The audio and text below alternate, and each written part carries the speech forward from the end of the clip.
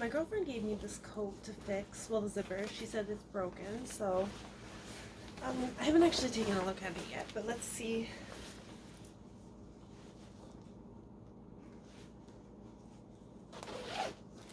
Oh.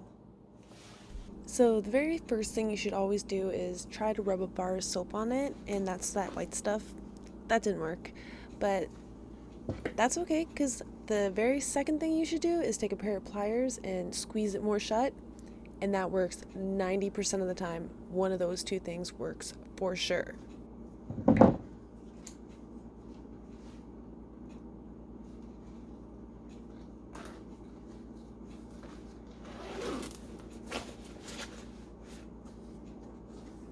And then I decided to rub a bar of soap on it a little bit more, just to make it easier to zip up and down, because it was probably so loose because she was yanking on it.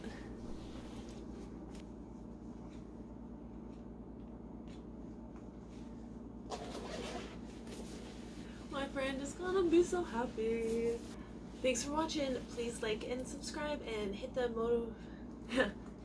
Please subscribe and hit the notifications bell so you get updated every time I post a new video.